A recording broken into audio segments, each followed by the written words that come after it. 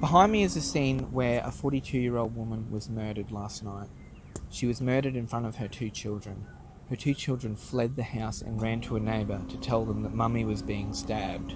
The media has reported that the man who had stabbed her was known to her, and all they've released is that one person lived at that address. Neighbours have actually told me they saw him running down the street covered in blood. He was apprehended at the Botanical Gardens here in Rockhampton. With what's happened in Brisbane earlier this year with Hannah Clark, why haven't things been changed? Why is this still happening? Why can't we do something as a society to make it harder for these perpetrators to just keep doing what they're doing?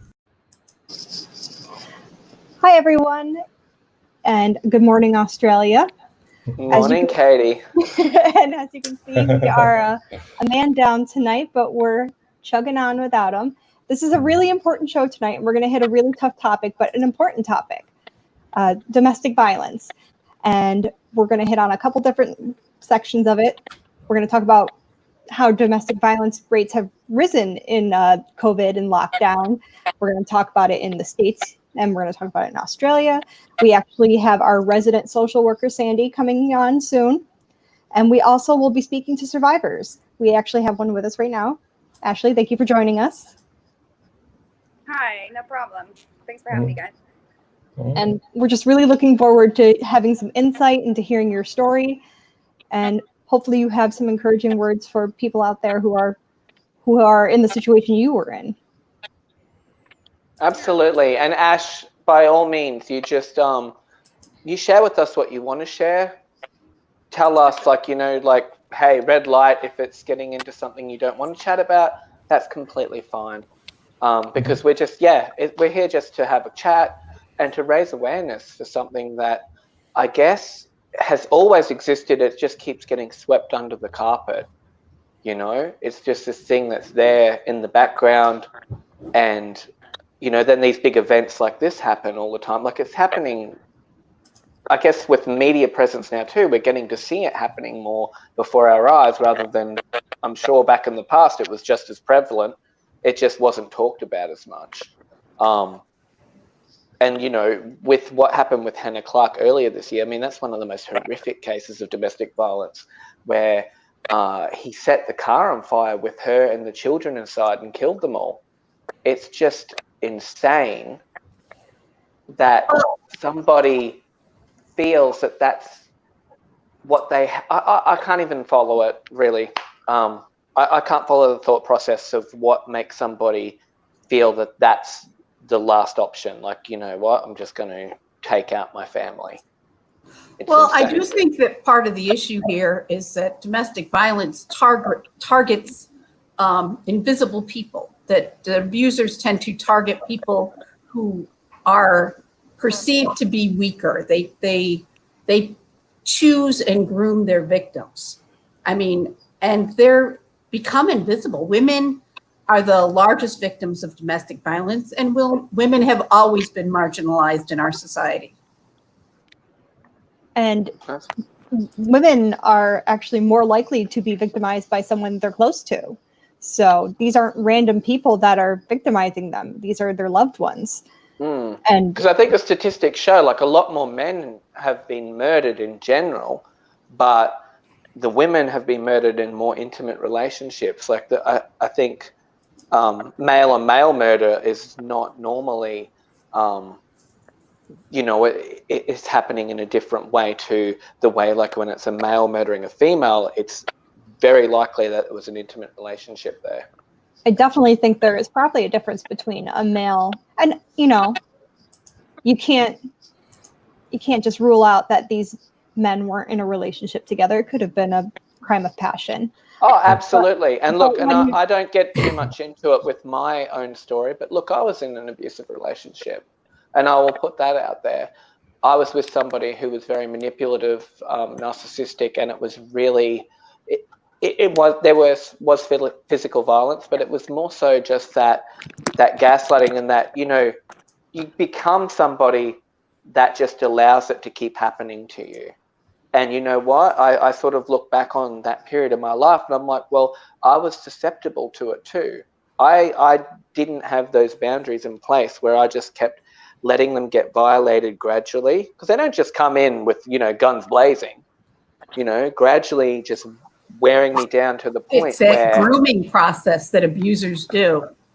It's gradual. They start making you feel like you're the most important person in the world. You're wonderful, and slowly they start tearing you down.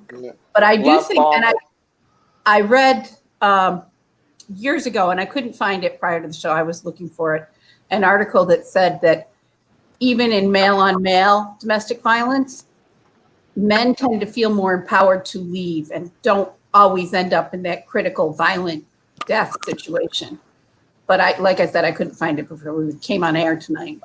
Oh, but look, Vera, I don't doubt that, because, at the end of the day, even though I was frightened, I was the weaker person too. I still had, there was something there where I knew if ever my life was in danger, I could at least get away. I felt that I could anyway. But, my situation is different. Everyone's situation is so different. And I think that's why we just need to share these stories, because it's not something that's not uncommon. Well, I really do think, I really feel like part of our mission today is to raise awareness. It's not a subject that most people aren't aware of, but if we can empower one woman to get out of a bad relationship, or one man to get out of a bad relationship, or if we can give them the tools they need to keep them alive when the bad relationship turns violent, then that's our goal today. Absolutely. And actually, on that note too, I see Sandy's joined us now. Sandy, did you want to interject now? Because I know you've got somewhere to be very soon. So I would like you to speak, I guess, just on the pandemic that is domestic violence, and from your perspective as a social worker in dealing with clients. Yeah. Good morning, or good evening, I guess, to most of everyone here this evening and this morning, joining you from Australia. I think that this is a topic that is, as Vera said, everyone knows of it, but is it discussed a lot? Probably not so much. It's quite taboo as well. It's stigmatized. There's a lot of shame. So this is a widespread but under-discussed, I think, issue. You'll see I've got the rose as my display image today, and that is for the terrible tragedy and loss of life of Karen Gilliland in Rockhampton in Queensland, and that's for the Red Rose Foundation are holding a vigil today for her. So if anyone wants to jump on board and put a red rose in their display photo today on any social media just to represent, this is all the loss of life from domestic violence in Australia, the vigil today. But if you would like to jump on board, that would be great. Where to start? I have worked in domestic violence as a social worker. I have had friends and family impacted by domestic violence. It's not uncommon.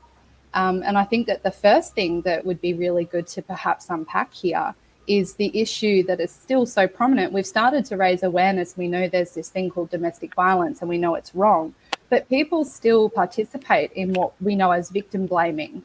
And I think it's something I've got a bit of a personal gripe with at the moment. And I think to define victim blaming, we would say it's where we place responsibility for the harm that is caused to someone on them. And I mean, that just seems terribly unfair. Wouldn't you say that's kind of a form of gaslighting to victim blame? Absolutely. Yeah, definitely. It is. But Sandy, how often do we also get the good bloke narrative as well? Yeah, that's another one. And boys will be boys. I mean, this all comes from those widespread socio sort of cultural attitudes towards gender roles as well. And if we look at how, masculinity is being constructed in our world, I know that it's quite diverse as well, but I mean, the common narrative is that men are stronger, men are more superior. And I think that this has a lot to do here, obviously, with the patriarchy. And it's something that is seldom spoken about because of how domestic violence manifests in such a diverse way. But it is all rooted, I feel, in the patriarchy personally. So I think there's the challenge there. I want to apologize. There is construction in my backyard and I really hope it's not coming through. I just wanted to apologize in advance in case it was coming through. No, it's all good. No, I Okay. don't. And, you know, I kind of want to touch on the boys will be boys thing because I myself, I'm raising 2 boys. Yeah. And a lot that goes into that is how do I teach them positive masculinity? And, you know, so many people just want to push these gender stereotypes on boys that they have to be tough and they have to be rough and they have to be dirty and nitty gritty. And you just want to teach them to talk about their feelings and that's okay to cry and it's okay to like sensitive things. Like my like we have 2 cats and my son loves his kitties and, you know, they get pushed on the role that, oh, boys aren't supposed to like cats. Boys are supposed to like dogs. And my son used to watch Barbie a lot and he's grown out of it, but you know, we encouraged him that it was totally fine. And and I'm not even sure where it came from, honestly, but he was talking about how purple and pink are girl colors and he's not supposed to like them. And then just colors are colors. Oh my gosh, Yeah, he was embodying himself and who he is uniquely as an individual in this world. And I think that, you know, when we look at how people are painted with a different brush, you know, according to the stereotypes of gender, I think that that's oppressive. You know, and there's a really wonderful author, I think he might be from the States. His name is Jeff Brown. And he talks a lot, you know, his background is in law and then he went into psychotherapy, but he talks about manhood and what it means to be a man. And, you know, I think for him, you know, going through abuse as a child and, you know, having to perform as a male in society, he found it so damaging. And he speaks about all these things, you know, and how that constructs your idea of your manhood and who you are as a man. And it can be so damaging because I think you guys had a segment a while ago with Shannon on here and he spoke about toxic masculinity as a currency in society.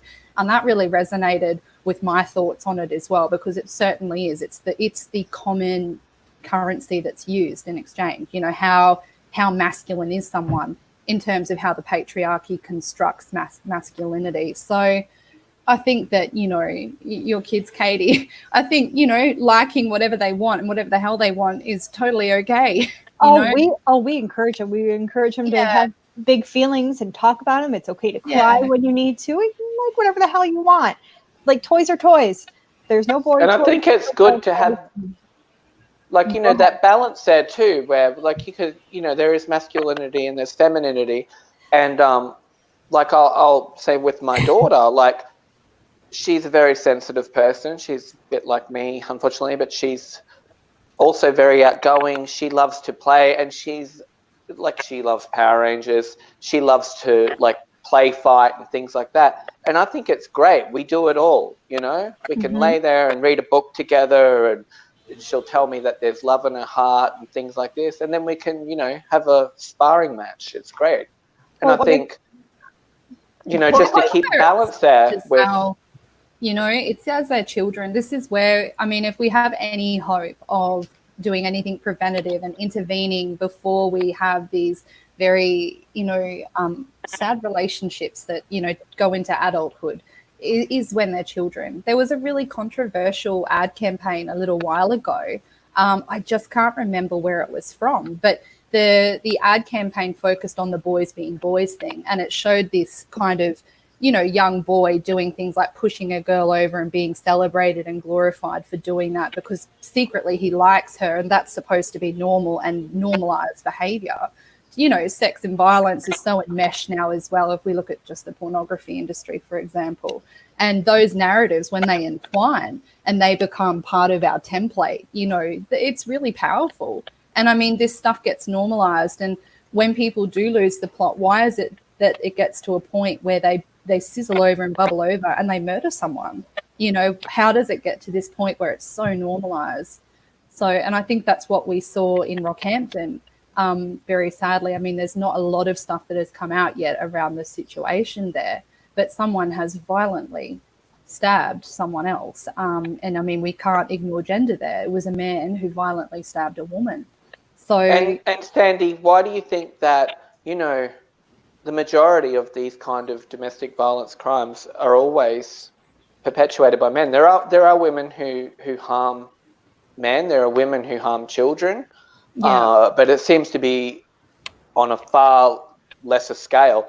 Why do you think it is predominantly men? Do you think it all comes down to this toxic masculinity and culture?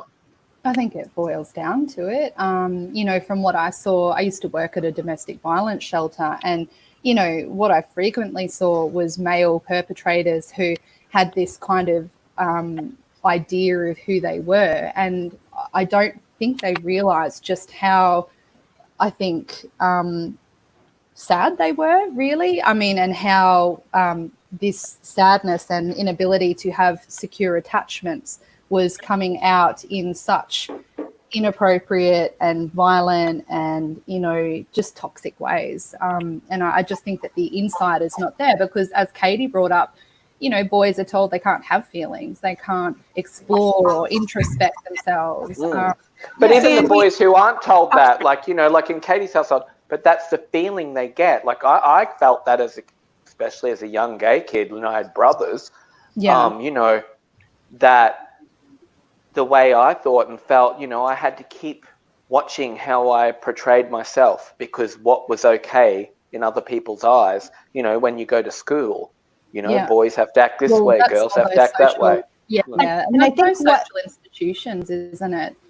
You know, we've got the family. I mean, Katie can do as much as she can at home, can't she? But her boys are going to go and interact with other social institutions, which will influence the way that they think and they behave and their social and cultural attitudes. So it's a challenging one. Sorry, Katie, I think you were speaking. It's okay. I was saying it's also helpful that I have a husband who feels exactly the same way and backs me up. He is not passive at all, but he is sensitive, and he is, you know, he encourages our boys to be sensitive too, and he boosts up his, you know, his wife, who is very outspoken and active in a lot of different things, and he lets me take the lead and lets me be loud and proud and encourages it and is proud of my voice. And he's never made me feel like I couldn't speak up about things. He's never made me feel ashamed of things. And that's the kind of relationship I want my boys to see and want them to be in a relationship like that. I want them to feel healthy and happy and secure and safe. And it's all you can really hope for. And I don't want them to perpetuate these toxic traits. And I know they're so young still, and I know things are going to come up, but I'm really hoping we can get through them together and we can Sandy, raise some good boys. Sandy, please correct me if I'm wrong. I may be misremembering my abnormal psych, but is there a study that shows that majority of abusers were bullied or somehow abused as children themselves? Yeah, that's an interesting concept. I mean, there's a huge correlation between adverse childhood experiences and reenactment as an adult and insecure attachments as well. And I'm not too sure of the study in particular, Vera, but it's definitely, I think, common knowledge in our line of work that people who, you know, form maladaptive relationships and, you know, perpetuate things from childhood as well into adulthood are certainly come from adverse childhood experiences. Yeah, which is terrible. And do you think that goes like, you know, hand in, like those that have had these kind of adverse experiences are sort of set up then to sort of either be a victim or an abuser? Do you think that is definitely a correlation there to people who've had these? Yeah, it's that pendulum swing, isn't it? Between you can't just be outside of that, you know, the kind of the schema that, you know, is created for you in childhood is that you either, you know, perpetrate abuse or you experience abuse. And usually these things happen in tandem. It's interesting. It's not kind of this binary thing where you either are or whatever. You know, usually people who perpetrate abuse are experiencing abuse at some level as well. It's this kind of deeply, I think, fluid thing that goes on most of the time. You know, yes, it is commonly and majority of men perpetrating against women. And then we have that lateral violence as well, which I think someone brought up earlier, where we have women perpetrating violence against other people, often other women, you know, men or children. And that's well, there was that mother. Do you remember, Sandy? It was also here in Australia. It was quite recently, who deliberately drove her car in front of a truck and killed herself and the children in the car. And that was a, you know. And then there was the gentleman, just only a few days ago, who drove with his 2 daughters into the like off a pier into the water. They were thankfully able to save the girls, and he's still alive as well. What do you think drives that kind of thought process and those actions to actually harm children? Like, for me, I can normally connect the dots with a lot of behaviors in people. That one, I'm just lost. Like, yeah, I think we could look at it from a lot of different angles. I mean, if we were to look with a sociological lens, we could look at how men believe, if we're looking at men in particular, how they believe that women and children are somehow their property. You know, that kind of old school belief that's come through. And I mean, that is still alive and well, very much so. But if you were to look, I guess, from a psych angle and just looking, I think, at the build-up of this, you know, pressure to perform as a man, and how over time I think that this gets too much, and being performative in that way becomes distressing. I mean, you know, you've got to, as a man, if we look at the pressures, and this is not about men sympathizing here, but I think this is part of the circumstances that lead up to domestic violence. It's kind of like a pressure cooker, isn't it?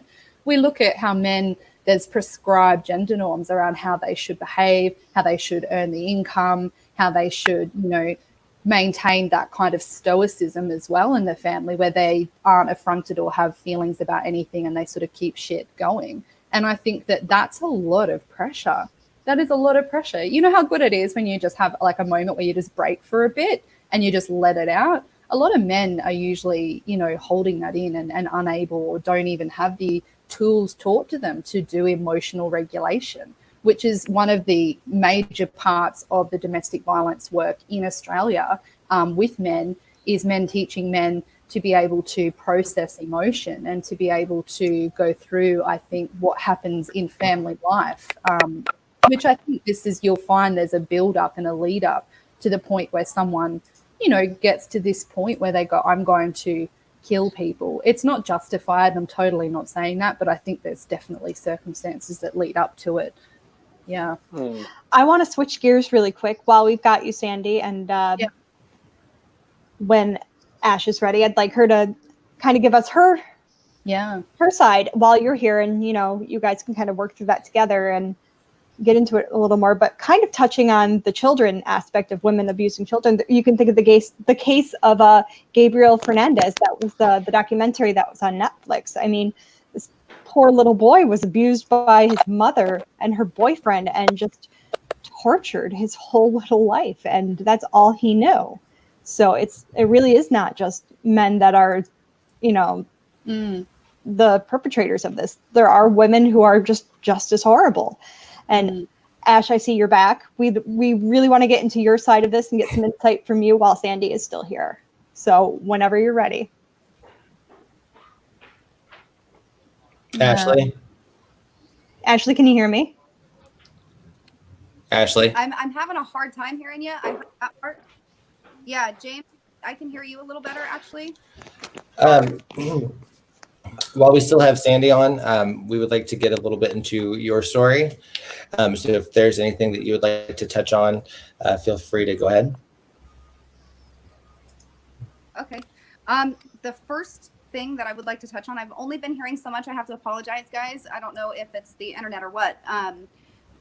But when you were saying that men are not the only perpetrators, that is absolutely positively the case. I have seen family members that are men where, you know, men have this happen and there's nothing they can do. If they protect themselves, then they're the aggressor. I've seen that time and time again. With women, it's one of those things where we've all heard that story, if it's not us, right? We've all heard that narrative of, well, if it were me, I would just get out the first time someone does it. If it were me, I wouldn't put up with that. Well, it's her fault because she keeps going back. We see that time and time and time again. And I'm not going to lie, as insensitive as it is, before it was me. But Ash, hey, like what I was saying before, it never starts out with them doing something really drastic to you, they're completely enmeshing you into this kind of abuse and normalizing it. So by the time it gets to the point where it's full-blown abuse, you're not even thinking clearly anymore. Yeah, that's the gaslighting, isn't it? Yeah, absolutely. The believing abuse is normal. There's a whole host of reasons why people stay, as Ashley's pointing out. It's definitely very complex.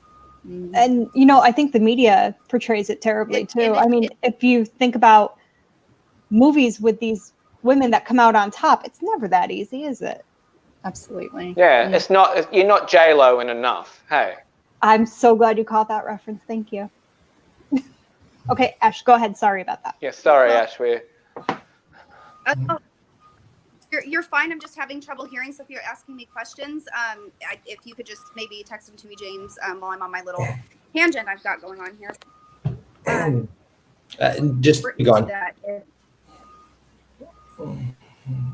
The big thing that I think is important, that if I wanted anybody to know any specific aspect of it, is that it's not like it is in movies. It's not something like Sleeping with the Enemy, where, you know, one switch flips and you get punched in the face. You know, that's not how it is. There's a long trail of microaggressions that happen first. It's things that are so small that you don't even think that it could connect one another. You know, it starts with your significant other demanding to see your phone. It starts with things like, even though they've been with you constantly, think that you are cheating. They think that, you know, you have ulterior motives. And then it turns into, where were you? You go to the grocery store. How long is it going to take you to go grocery shopping? You're with your family. How long are you going to be there? Oh, you've been there 2 hours. You could possibly still be with your family. And when things actually turn physical, it's not like you just pummeled, and that's how it works. Of course, everyone would leave if that's how it starts. It starts out with little things. It starts out with, you know, a push or getting too close to you when they're yelling at you. It turns into embarrassing this while you're public. It turns into things that snowball bigger and bigger every time, and there's a recoil afterwards. A thing happens where they do something that they know is wrong, and it turns into flowers or a nice gesture or a gift. They get you, and you go back to the love bombing stage, because there is a cycle, isn't there, Sandy, where it's sort of idealization, then devaluing, then discard, and then it sort of just goes back around and around. Yeah, Ash very beautifully articulated what goes on and how it's such a slowly progressing, and as everyone has sort of chimed in here, it's this thing that happens over a period of time. It's a grooming process, as Vera pointed out. Ash has said it's like these microaggressions that all just seem to add up and become normalized. And I think that, you know, the reason why people stay is because, A, you don't even notice this is happening. And, you know, in the meanwhile, trying to see through rose-colored lenses as well. I mean, you know, I've got the rose up there, but you think about those rose-colored lenses. Use the pun. Yeah, and you sort of just see someone through those lenses, and it's very hard. A lot of women who I have worked alongside who have tried to leave domestic violence situations, they say, I love my partner. I actually really love this person. I believe in the good in this person. And then amongst that, you've got other reasons such as, you know, the embarrassment and shame. They probably and usually have extremely low self-esteem. A lot of times as well, I found it was cultural and religious reasons why they wouldn't leave. Because, I mean, there are some religions as well where it's very inappropriate to leave your husband. You know, and this was often the case when I would have women who would enter the shelter who were culturally and linguistically diverse and ethnically diverse, you know, that there would be cultural and religious reasons. Disability is another huge one. You know, women with disabilities, people with disabilities are really vulnerable, you know, to staying in abusive relationships. And the final one, which is the biggest one, is the lack of money and finance. Like, you know, can you imagine, you know, you've been with your partner who has been abusive for such a long period of time. You have children. There's another one that keeps people in relationships. You have house. You have, assets and whatever. It is really difficult to leave. The amount of women who I've had call me at the shelter I used to work for, and they had plans to leave, but because it's too difficult to financially separate, it was phenomenal, the amount of women who had that. So I think it's, I think that a commonly recurring theme is not just the lack of resource, it's the lack of power. That not having money, not having a cultural support, you find the victim feels in a powerless situation, and the abuser is finding a power dynamic that they're thriving on, And microaggression, it takes you years to figure out that it happened. Did that just happen? Like, I think it happened, But isn't it funny, Vera, like how unremarkable a lot of abusers are? It's the same narrative. Whenever you talk to another survivor, they did the same shit. And it's really, it's almost like these people are so programmed. But the thing is, they're so charismatic and they're so liked in society. That's where the good bloke, the good bloke narrative comes from. And this isn't just about men, it's about women as well. But, they're usually somebody who's quite admired or liked or has, this charisma about them that people are drawn to, who know how to play off so many different roles, and that's when you're the one who's with them at home and you see that mask slip, and that's when all hell will break loose, because, they don't want their mask to slip even with you. And then it'll become, you'll be the target of that aggression then, because you're the one who's really seen them. And that's that makes that harder to report. If you have a person that is so universally liked, and you have this person who's everyone that it's their favorite person, it's the person that gets the party going, the sweet person, who in the world is going to believe you? Who Exactly, in the world? Ash. Another story. You're going to be another story of, oh no, that didn't happen. That bitch is crazy. Yeah, you get ostracized as well by groups, and you're the one who is complete, because you've been gaslit to this point too, where you're thinking, holy shit, maybe I am a bit crazy. Yes. Like maybe I am the problem, but they want you to think that way. And then, they come out as Prince or Princess Charming, and you're the one who's just left in the rubble at the end of it all. Because they always do. Eventually, thankfully, when they do walk away, that's for the lucky ones. Obviously, in the case with Karen, in the case with Hannah, they didn't walk away. No. The lockdown has made things so much worse, because you're stuck at home with your abuser and there's not many places for you to go.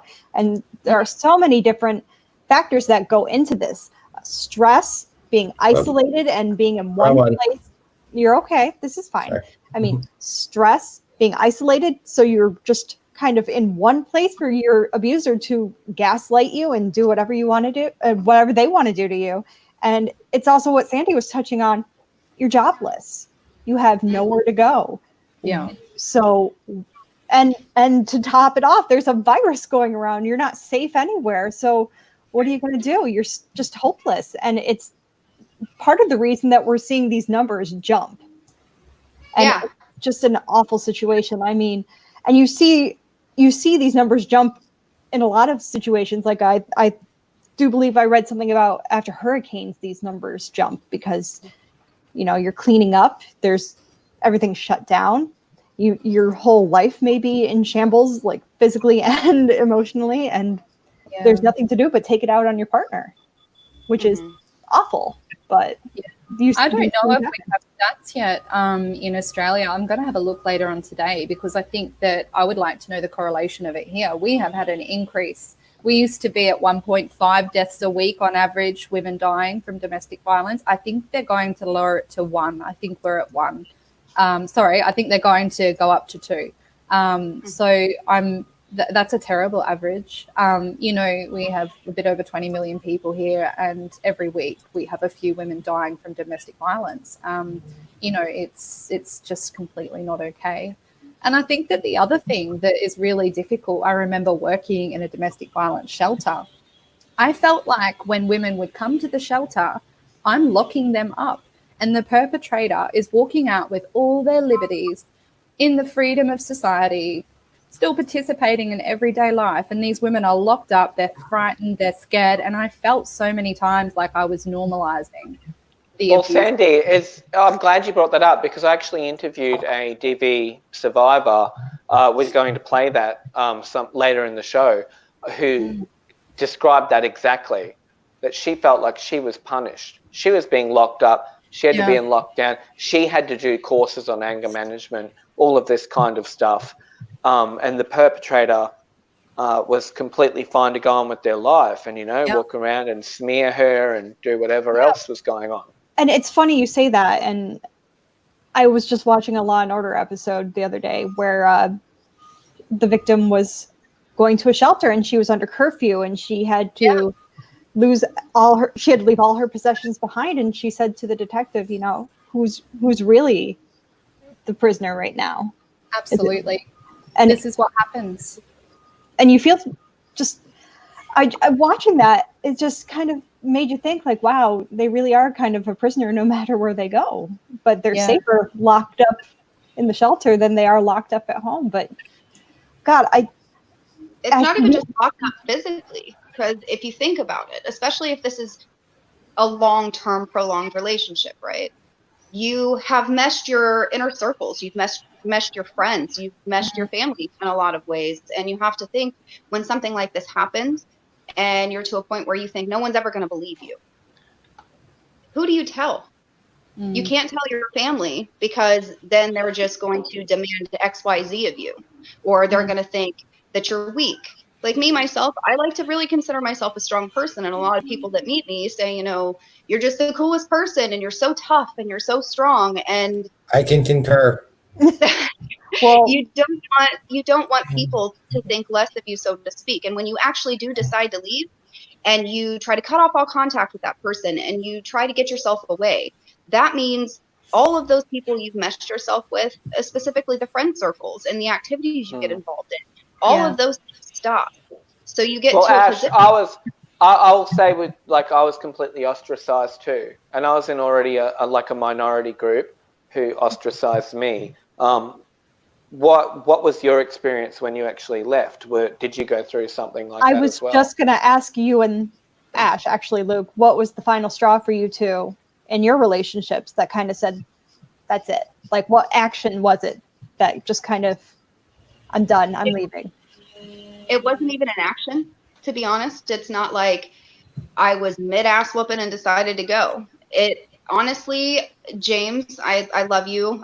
For those that don't know, James is actually my best friend in the whole entire world, and he's my person that I go to. And he talked to me time and time again, and it never quite sunk in until I started to feel it myself, that I had that aha moment where I realized I lost so much of myself that I didn't recognize the person that I saw anymore. And it got to the point where I missed that person so badly, that talented person that can talk on any subject and get to know anybody. I stopped talking to strangers when I met them. I stopped doing art. I'm a painter. And it got to the point where you became a shell. Yeah, that's what happens. Is it breaks the spirit. And so many women who I've worked alongside said they felt their spirit was broken. And that's probably, it's horrible. What about you, Luke? Oops, sorry, Sandy. Look, it was actually, there was a culmination of events, and there was obviously there was some big events that had happened prior where there was actually the law involved and things like that. But it was actually on the day. Okay, I'll be pretty candid here. Let's do it. It was the day before my daughter's birthday, and he made a comment to her. And to anyone listening, it sounded fairly innocent, and it made my blood run cold because I knew that I wasn't just the only target now. She was going to be next. And I thought, nah, this you know what, I'm going to go through all the grief I have to. And, you know, when you leave someone who's abused you for so long, there's a huge wave of PTSD that will hit you. You won't sleep properly. You actually feel better when you're with the abuser because they also make you feel safe. I think that needs to be understood as well. Mm-hmm. They make you feel like they're the one who's going to protect you, but they're also the one who's destroying you. Absolutely. So this wave will hit you afterwards, and I just knew I had to ride it because every time that wave would hit me prior when I'd have separations, I would just be like, it's just, I'm going back. I can't live without him. But then I was like, nah, you're going to ride this out, bitch. You're going to go through everything you got to go through because he ain't doing it to her. Right. And I miss the old me as well. Like, I couldn't have done this show a couple of years ago, could I? Like, I don't think I would have even had the confidence to get in front of a camera because I was that broken down. I was a shell, and my mother told me that too. She said, you are a broken person. Yeah, And I would have to concur. I remember, you know, we did our regular activity we used to do together, and I started noticing definitely your spirit just going. Yeah. And it's a terrible thing to watch. And you try very much, I think, to say, hey, look, I can notice this happening. And, you know, you try to very gently just chat about things. And instead of imposing your beliefs, I think we probably could touch on that about how to help someone, you know. Definitely. You don't tell them they have to leave and they have to do this because they're in a mindset, right? I was in a mindset, I'm sure, Ash, you were in the same mindset where you don't want to leave.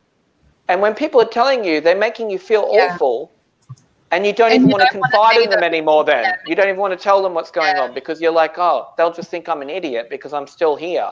Yeah. Like, you just need to be here, you know, you just need to, what's happening with you and how's things going. And that way you're finding out and seeing if that person's safe. And every now and then you're still slipping in things like, hey, you know, there's this person who's really cool to talk to, or, you know, I'm always here. You know, I'm happy to help with this, and just knowing that you're that support base that's always there and unwavering when everything else is so uncertain for them, and you're unwavering and you're always there. And I think that that's something that, you know, we found with women who would come to the shelter. That thing you spoke about earlier, Luke, that where women or men, whoever has experienced the domestic violence, feels that need for the safety, but they think that they get from the perpetrator, because that's the mirage that is presented with by the perpetrator. It's the facade that it's safety. I found many times in our training to work at the shelter, we were asked to actually replicate that dependency. You know, we were asked by our manager to go, okay, we have women who are going to come in and they're going to be very dependent, and they're going to want you to make decisions for them. And we start out in the first 6 weeks that we're working alongside them being a bit like the abuser in that way. And that sounds really bad, but it's kind of that tapering off and sort of, you know, trying to wean off that dependency that's been there for such a long time. Yeah, it's an interesting one. Yeah. Sandy, I know you have to get going, but yeah, what if you had one final thing to say to the audience, to Ash, to Luke, to anyone else out there who may be getting out of an abusive relationship, who may be thinking about getting out of one, what is your final words? Well, I think that everything we've discussed today, you know, is really important. Keep in mind that don't blame yourself. And that's so easy for me to say that, but, you know, if you're experiencing abuse and you want to understand more about it, please reach out to anyone. I know Ash has pointed out you're scared that people may judge, that they may think, you know, is this even believable? But it's worth a try, you know, and look to your support networks, look to whoever you've been able to trust before, and, you know, look to yourself and really try to draw on whatever strengths that you do have. And I'm sure that we'll put up some details for both the US and Australia. You know, in Australia, please ring DV Connect. We also have Legal Aid in Australia, who have a special, you know, domestic violence service. We have shelters throughout every single state, you know, and we also have specialised Aboriginal and Torres Strait Islander services for women who are experiencing domestic violence who are Aboriginal and or Torres Strait Islander. So please reach out, please tell someone, you know, please don't just sit with that alone. We're all here to help. And I think that if we're all in it together, and if we say enough is enough, you know, if we stand up as a society and say enough is enough, this is not some private individual issue that can be sorted out amongst, you know, individuals. This is a class issue. This is a wide-scale social issue that we all need to talk about. I think that, you know, we have some hope. Sandy, Thank you so much, Sandy. And No, thanks, and all of the links and phone numbers will be posted on our Facebook page after the show, as well as in the description of this show on YouTube. So thanks, James. Thank you. And lovely to meet you, Ashley. And thank you for being so brave and sharing part of your lived experience. Of course. See everyone. Bye. Bye, Sandy. Bye, Sandy. And you know, Ashley, I'm going to pose the same question to you for your fellow survivors, for anyone else who is in a relationship or thinking about getting out. What is your advice?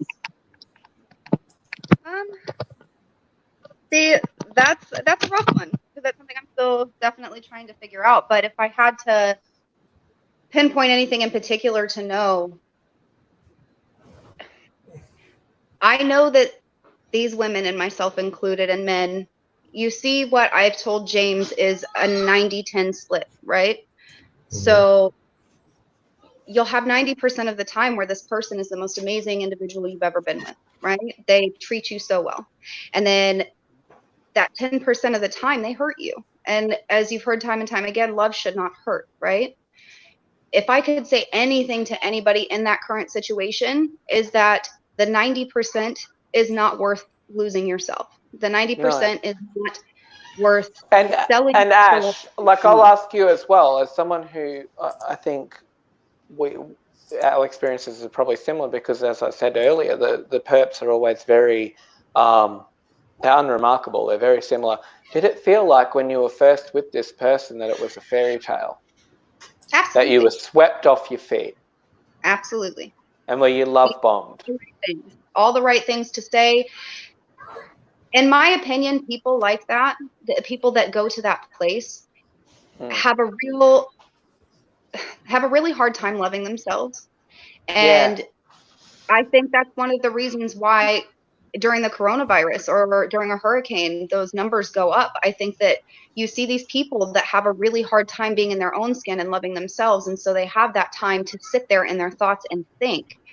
Yeah. And I think that the reason these people come off as so loving and can say all of the right things and do all of the right things is because they want that love so badly that they project that on you. They love you how they wish they could love themselves. Well, can I just say too, they're like a wolf or like a shark. Like, they can see the wounds. They can see what's missing in that person, and they know what to give.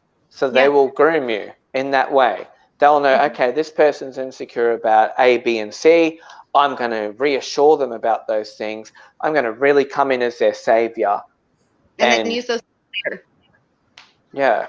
And I think that's what Vera was mentioning earlier. You know, that grooming process is extremely important in the way that they can actually allow the abuse to escalate to the level it does in the end, you know, in some unfortunate circumstances it ends in murder, is that you've been groomed to the point where you just keep letting it go.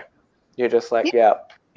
Well, actually, I do believe, and I wish Sandy was still on to confirm this or correct me, but I do believe that the most vulnerable point for any victim is when they finally decide to leave. And that's usually the point at which their abuser will turn violent. Oh, absolutely. Because if you're the one who discards that abuser, you're giving them like a real injury. And that's, you know, just how they handle that. They'll either try and hoover you back in. There's a term, hoovering, where they'll try and get you back. And then that's their way of reassuring themselves, okay, I've still got control of this person. Mm-hmm. They still think I'm everything in the world. But there's also then that if they feel so discarded and so slighted, the anger, you know, the rage, they go into like a rage. I know with narcissists, they call it a narcissistic rage. I think a lot of abusers are narcissists. That rage will then, you know, culminate into something else, like whether it becomes violent, whether it becomes just a really horrible smear campaign, whether it becomes, you know, dismantling your life in ways that just make the victim feel so insecure, and you're ostracized from your support networks as well.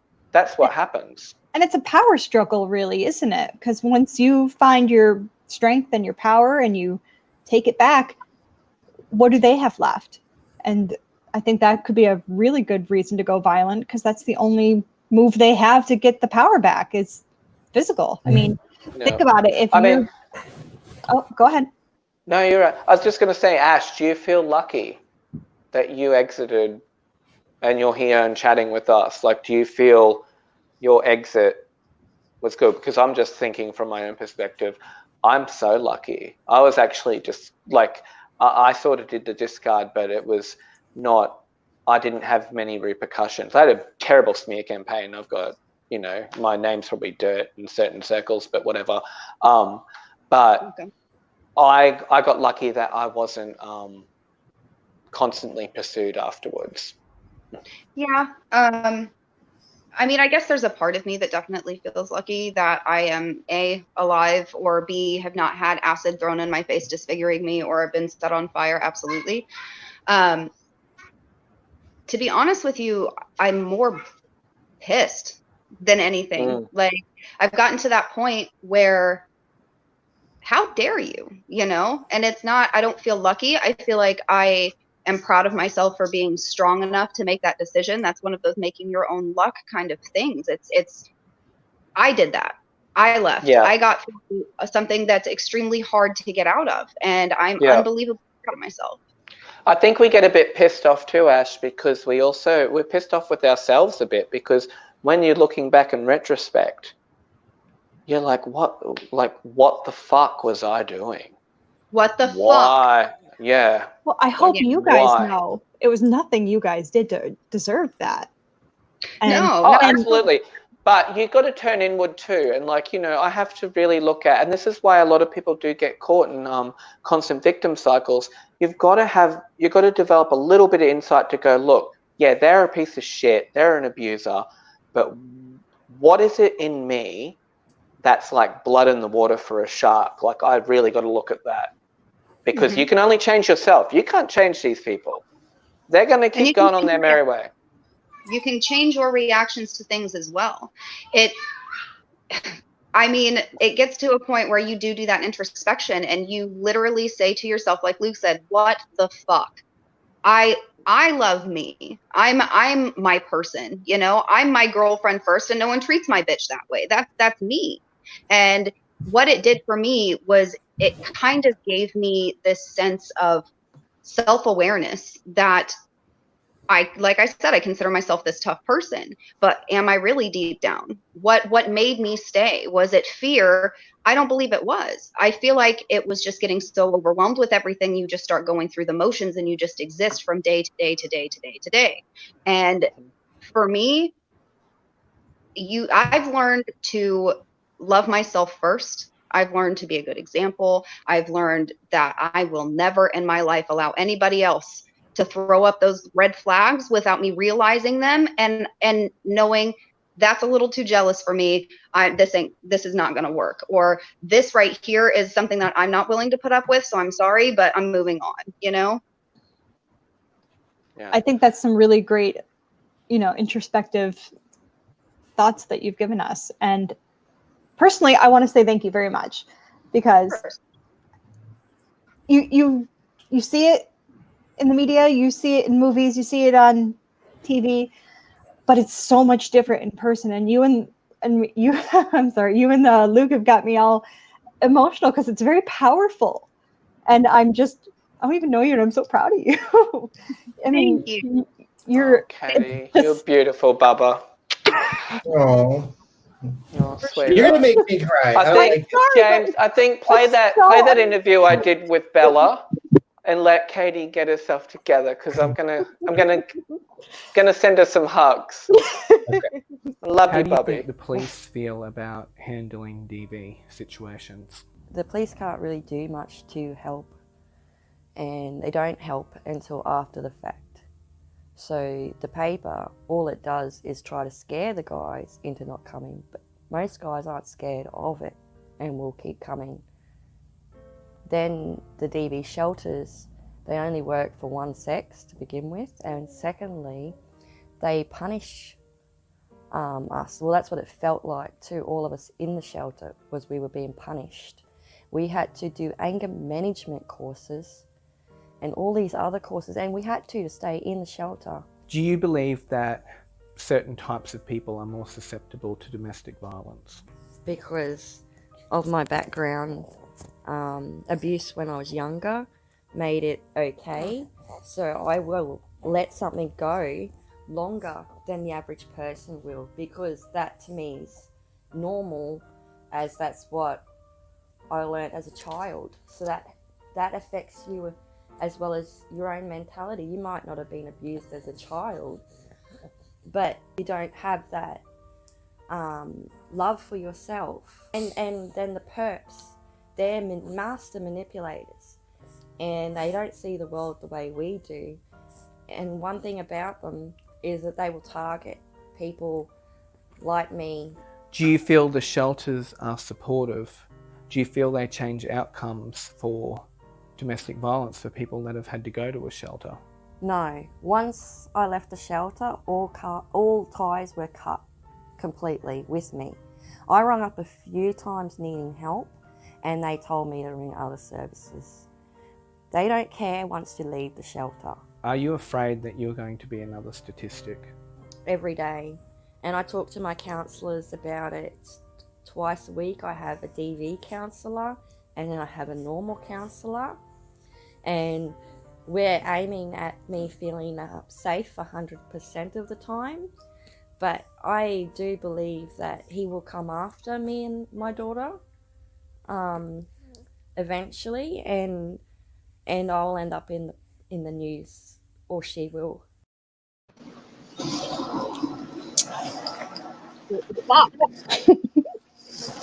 Again, I just want to say thank you to both of you for sharing your stories. They're very powerful, and you two are very powerful and strong. And it was just, I'm speechless. I'm just in awe. Really. I thought the point, Luke, was to let her get herself together, not to get her worse.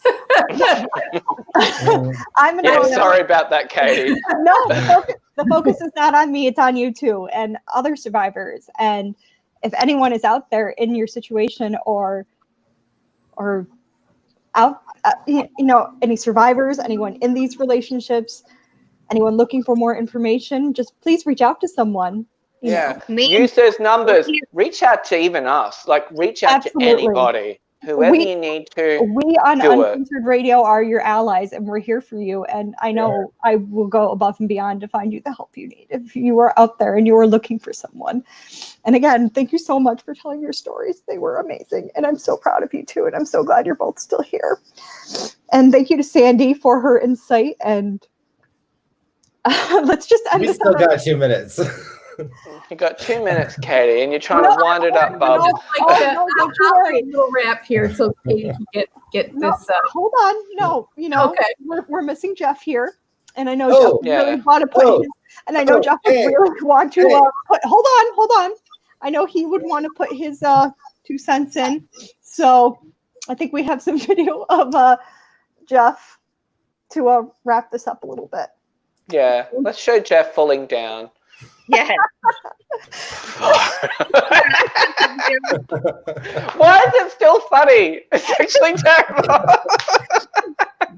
It feels kind of wrong to wrap up. Jeff. It feels kind of wrong to wrap up such a This could be where he got his kidney stone.